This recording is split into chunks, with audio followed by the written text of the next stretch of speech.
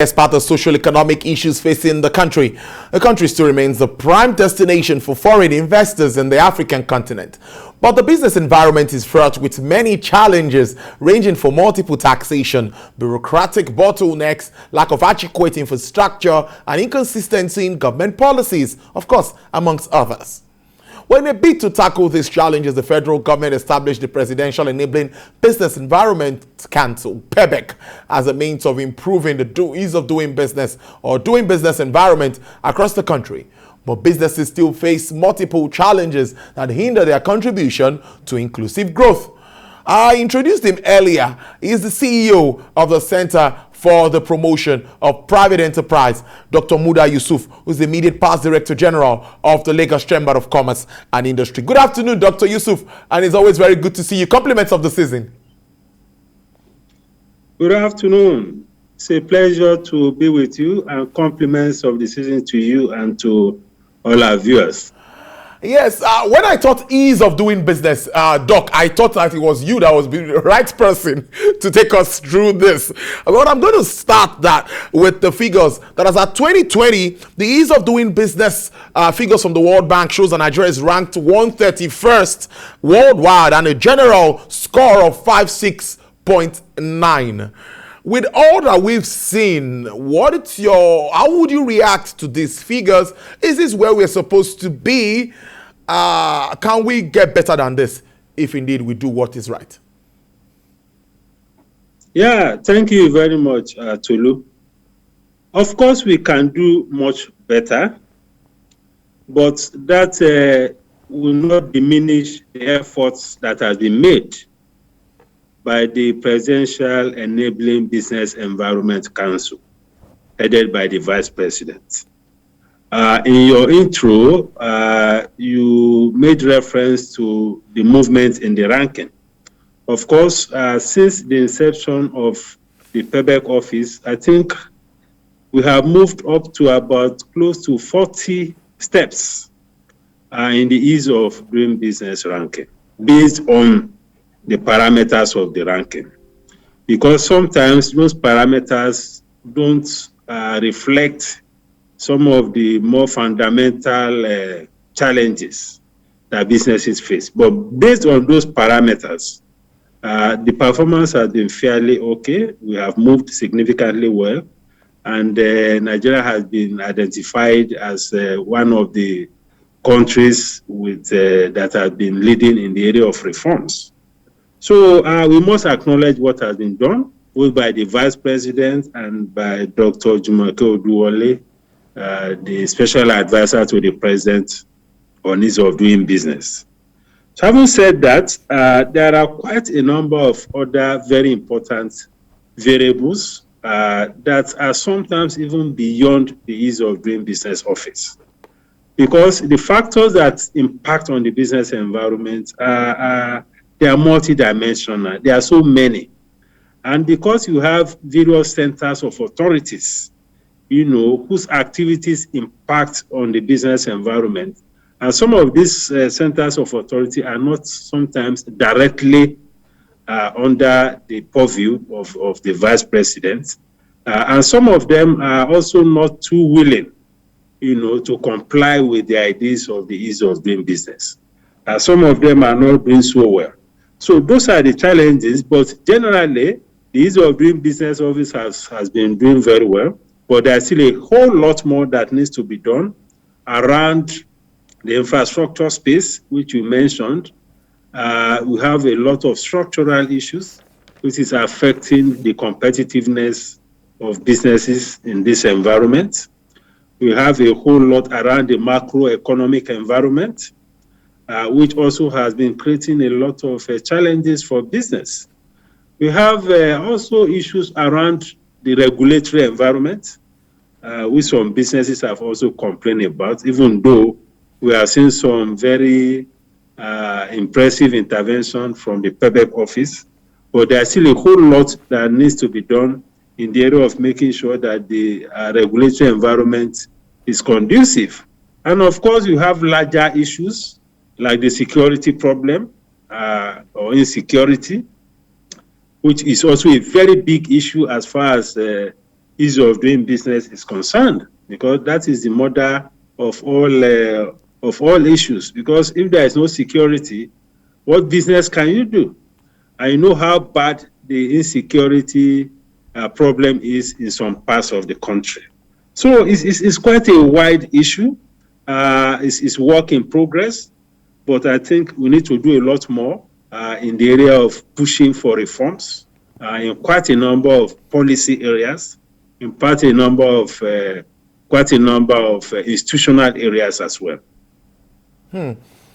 Now, the highest scores were also obtained in the fields of starting a business and also getting construction permits and getting credit. My question really is, are we really sure to say that all of these factors or all of these pointers, starting a business, construction permits, and getting credit, are we saying that it's really better than it used to be?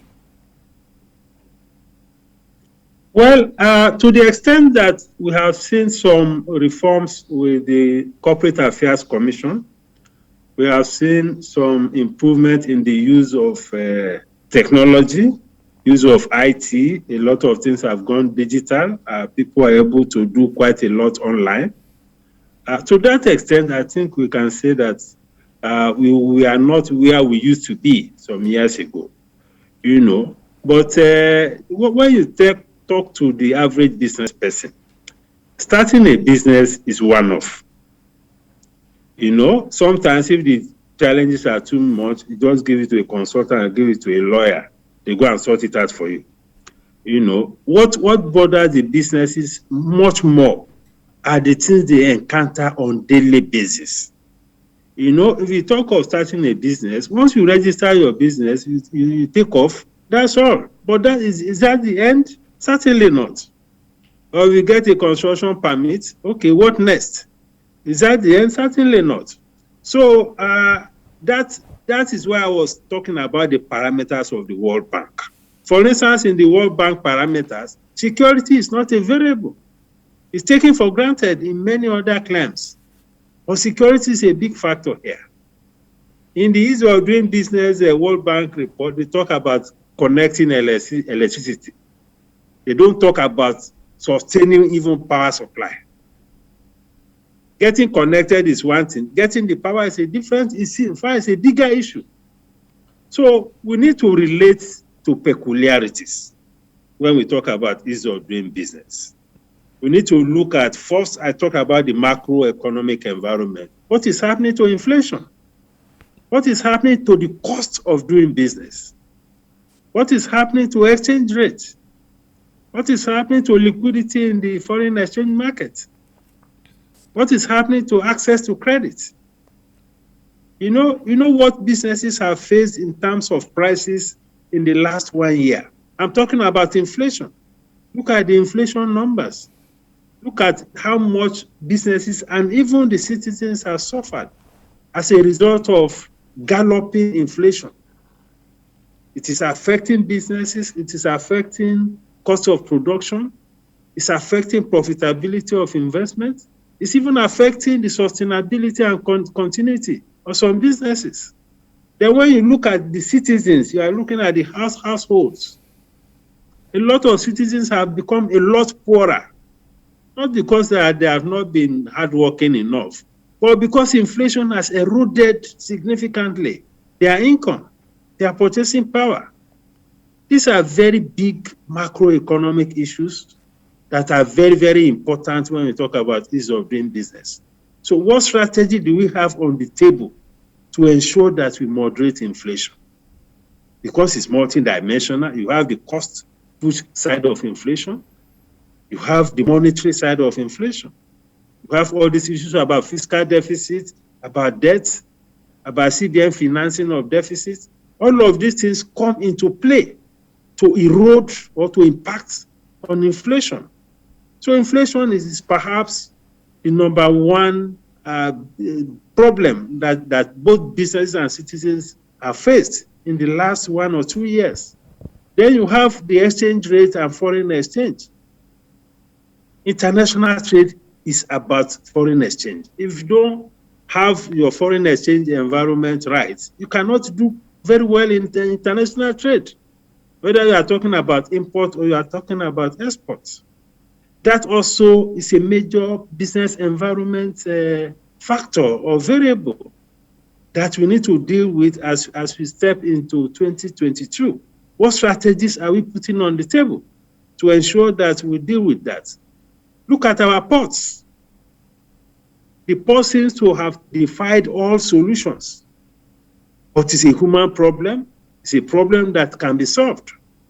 What strategies are we putting in place in 2022 to ensure that businesses don't go through the kind of experience they went through in this outgoing year, in the last 2 years or thereabouts? Then we have, of course, issues of logistics, transportation around, and of course, issues of taxation. We need to reform the tax system so that we don't have a barrage of taxes that businesses need to pay, either at the federal level or at the state level or at the local government level. On top of that, you have a lot of agencies making all manner of demands on businesses, either for regulations, for licenses, for renewal, for all manner of things. We have said these things severally. There is a need to harmonize all these things so that as a business, once you step into a new year, you are confronted with just 1 or 2 taxes and you move on with your life. These are some of the things that we need to deal with. An issue of construction permit, issue of perfection of land titles, documentation, getting CFO is still a major problem for many businesses, especially across many states. Because without a proper title on the land, you can't financialize it. You can't securitize it. You can't use it to raise funds. It's a major issue. So those are the much more fundamental business environment issues that relate to our own condition, apart from the World Bank template of ease of doing business. I'd like you to also react to some economic performance indices, what you make of that, such as foreign investment inflow and all of that, of course, our GDP annual growth rates, and of course, remittances from diaspora. What's your take with regards to the present state of all of this? Well, the foreign investment for capital inflows is a function of the policy environment to a large extent. Because if you look at what we have in Nigeria, there are a lot of opportunities in Nigeria. Of course, there's also a lot of risk, but at least to a large extent, the risk also match, or the returns also match the risk. So investors will not mind to come here. But if we don't reform the foreign exchange policy environment, it will be difficult to attract investment. Because when you have multiple rates, when you have instances where investors cannot take their funds out, it gives a very, very bad signal to investors. So we need to fix the foreign exchange environment. We need to allow a more flexible regime so that investors can feel a lot more comfortable bringing their funds into this environment. And of course, there are also issues around the GDP. You reference the GDP. We are happy that at least in the last 4 quarters, we have seen a positive trajectory in GDP growth since our exit from recession in Q4 2020, both Q1 2021, Q2 and Q3.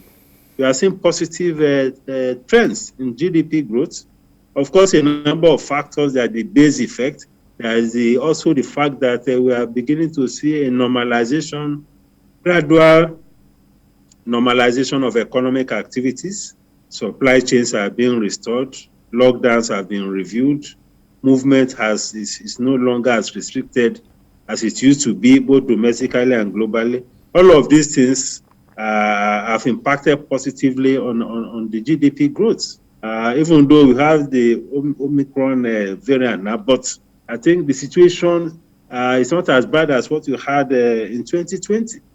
So to that extent, we can say that at least things are getting better, and we hope that it will continue to get better. But policy environment is very key. The macroeconomic environment is very, very important in order to improve investors' sentiments generally. All right, Didi, before I let you go, let's see if we can wrap up this in 1-2 minutes. Let's look at trade policies that we can also institute as we move towards 2022. We've seen businesses or large businesses leaving likes of Nigeria for Ghana. What can we do for our trade policies so that we can reduce this and make that not happen in 2022? Well, the trade policy, in order to fine-tune the trade policy, I think we need to have a much more robust engagement with stakeholders because there's a bit of confusion in the trade policy space. We have an angle of trade policy that is coming through the channel of the Ministry of Finance, which is traditionally in charge of trade policy issues, that is import prohibitions, export prohibitions, tariffs, and all of that. Then we now have another parallel kind of trade policy coming from the central bank, which also has a list of items, over 40 of them, that cannot access the foreign exchange market. In a way, it's a trade policy matter. So we need to align all of these things because it creates a whole lot of confusion when it comes to trade policy. And secondly, we need to also identify our strength when we talk about trade policy. You see, you cannot be a master in all sectors and in all things. For every country, you define your strengths, and through that strength, you develop competencies and capacities that will enable the players in that sector to connect to the global value chain. That is the way it's supposed to be. So there should be that strategic approach to trade policy. It's not just a question of saying, don't banning this, banning that, don't bring this in, don't bring that in, and all of that, or excluding people from the foreign exchange market. No, I'm not saying you just open the border completely, but we have to be strategic to identify what are the competencies, what are our strengths, what can we put on the global arena as far as trade is concerned. Because right now we are very weak in terms of exports.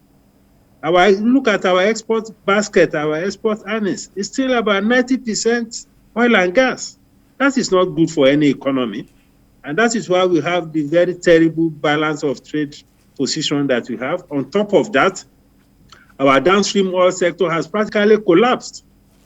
And we are spending a humongous amount of our foreign earnings on importation of petroleum products as a result of policy and other institutional problems.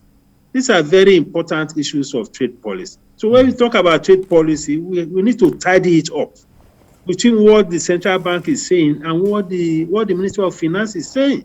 We need to align these things properly, and we also need to have a bit of an outward-looking policy, not just looking inwards and building walls around the country. That is often not a sustainable solution, because even all these issues of poverty and all of that, if you have the right kind of trade policy, it could also be an instrument to ease poverty, to reduce the poverty in the land.